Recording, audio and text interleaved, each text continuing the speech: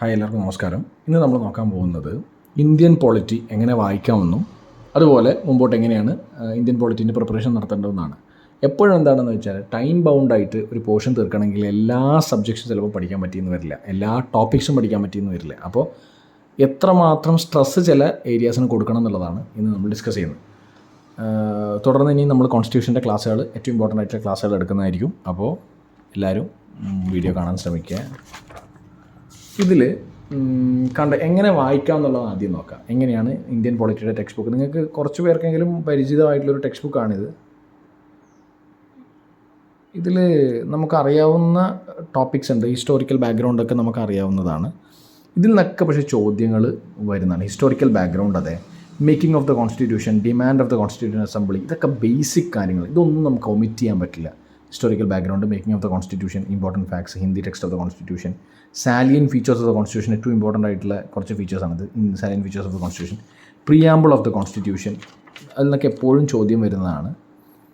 Significance of the preamble, union and its territory, citizenship, fundamental rights, ഇതിൽ നിന്നൊക്കെ എന്നും ചോദ്യം വരുന്നതാണ്. Directive principles of state policy, എപ്പോൾ എക്സാമിന് ചോദിച്ചാലും, fundamental duties, amendment of the constitution, basic structure of the constitution, ഈ 11 ചാപ്റ്റേഴ്സ് നമ്മൾ കവർ ചെയ്യുന്നതായിരിക്കും. കാരണം ഈ 11 ചാപ്റ്റേഴ്സിൽ നിന്ന് ചോദ്യങ്ങൾ വരും. ബാക്കിയുള്ളതിൽ ഇമ്പോർട്ടൻ്റ് എന്ന് പറയാനുള്ളത് ഒന്ന് എമർജൻസി പ്രൊവിഷൻസ് ആണ്. എമർജൻസി പ്രൊവിഷൻസ് ബാക്കി വായിക്കണ്ട എന്നല്ല, പക്ഷേ ഈ ഓർഡർ പോയി കഴിഞ്ഞാൽ കുറേയും കൂടി നല്ലതാണെന്ന് തോന്നും. Emergency procedure, emergency provisions. പിന്നെയുള്ളത് സുപ്രീം കോർട്ട്, ജുഡീഷ്യൽ റിവ്യൂ, അങ്ങനെയുള്ള കാര്യമാണ്. സുപ്രീം കോർട്ട് വളരെ ഇമ്പോർട്ടൻ്റ് ആണ്. Supreme court, judicial review, judicial activism, കാരണം ഇതൊക്കെ കോൺസെപ്റ്റ്സ് കുറേയും കൂടി ഇമ്പോർട്ടൻ്റ് ആണ്. പബ്ലിക് ഇൻട്രസ്റ്റ് ലിറ്റിഗേഷനും വായിക്കുക, ഇതൊക്കെ 1-2 പേജസ് മാത്രമേ ഉണ്ടാവുള്ളൂ. ഇത്തവണ നമുക്കറിയാം ഗവർണർ ഗവൺമെൻറ് കോൺഫ്ലിക്ട്സ് ഒരുപാട് സ്ഥലങ്ങളിൽ നടക്കുന്നുണ്ട്. അതായത് ഗവൺമെൻറ്റും ഗവർണറും തമ്മിൽ, ഇപ്പോൾ കേരളത്തിലതെ, തമിഴ്നാട്ടിലതെ, അതുപോലെ തന്നെ ആം ആദ്മി പാർട്ടിയുള്ള പഞ്ചാബിലതെ, ഒരു പരിധി വരെ ഡൽഹി ലഫ്റ്റനൻറ്റ് ഗവർണറും അതുപോലെ തന്നെ CM തമ്മിലും. അപ്പോൾ ഗവൺമെൻറ്റും ഗവർണറും തമ്മിലുള്ള റിഫ്റ്റ് നടക്കുന്നത് കൊണ്ട് ഗവർണറുടെ റോള് ഇത്തവണ പരീക്ഷകളിൽ ചോദിക്കാൻ സാധ്യതയുണ്ട്. ഗവർണറുടെ കോൺസ്റ്റിറ്റ്യൂഷണൽ പ്രൊവിഷൻസ് ചോദിക്കാൻ സാധ്യതകളുണ്ട്. Term of office, powers and functions of the governor, constitutional provisions of the governor, അതുപോലെ സർക്കാരിയ കമ്മീഷൻ്റെ റെക്കമെൻഡേഷൻസ് ഓൺ ഗവർണർ ഇമ്പോർട്ടൻ്റ് ആണെന്ന് നമ്മൾ അസ്യൂം ചെയ്യുക. കാരണം അങ്ങനെയാണല്ലോ, കറണ്ട് അഫയേഴ്സിൽ നിന്നാണല്ലോ ചോദ്യങ്ങൾ ഉണ്ടാക്കുന്നത്. പിന്നെ ഇമ്പോർട്ടൻ്റ് ആയിട്ടുള്ള കാര്യം പഞ്ചായത്ത് രാജും മുനിസിപ്പാലിറ്റീസുമാണ്.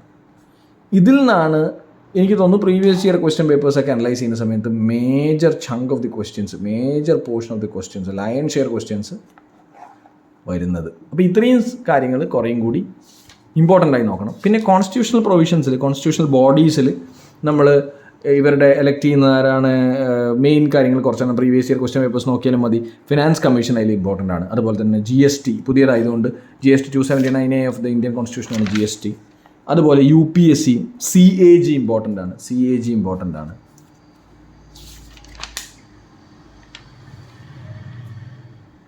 ഇത്രയും കാര്യങ്ങൾ സെൻട്രൽ ഇൻഫർമേഷൻ കമ്മീഷണറുമായി ബന്ധപ്പെട്ട് ക്വസ്റ്റ്യൻസ് ഉള്ളതുകൊണ്ട് national human rights commission NHRC ആയിട്ടുള്ള അവരുടെ ക്വാളിഫിക്കേഷൻസും അതുപോലെ തന്നെ ടെന്യൂറും തമ്മിൽ മാറ്റുന്നതൊക്കെ ആയിട്ടുള്ള കാര്യങ്ങളുള്ളതുകൊണ്ട് അതും ചോദിക്കാനുള്ള സാധ്യത കൂടുതലാണ്. Lokpal and Lokayukta, national investigation agency, comparatively ഇതിന് അത്രയധികം ക്വസ്റ്റ്യൻസ് കാണാത്ത ഏരിയ ആണ്. അതുകൊണ്ട് തന്നെ നമ്മൾ ആൻറ്റി ഡിഫെക്ഷൻ ലോ, അതൊരു ഇമ്പോർട്ടൻ്റ് ആയിട്ടുള്ള കാര്യമാണ്. ഇത്രയും കാര്യങ്ങൾ നമുക്ക് വളരെ എംഫസിസ് കൊടുത്ത് പഠിക്കാം. അത് കഴിഞ്ഞിട്ട് നമുക്ക് ബാക്കി സമയം കിട്ടുന്നതിനനുസരിച്ചാണ് കാര്യങ്ങൾ. അപ്പോൾ ക്ലാസ്സുകൾ പോകുന്നത് ആ രീതിയിലാണ്. പഠിക്കുന്ന സമയത്ത് ഏറ്റവും ഇമ്പോർട്ടൻറ്റ് വെയിറ്റേജും അതുപോലെ പ്രീവിയസ് ക്വസ്റ്റ്യൻസിൽ ഏറ്റവും കൂടുതൽ തവണ ചോദിച്ചിരിക്കുന്നതൊക്കെ വെച്ചിട്ടാണ് ഞാനിത് പറയുന്നത്.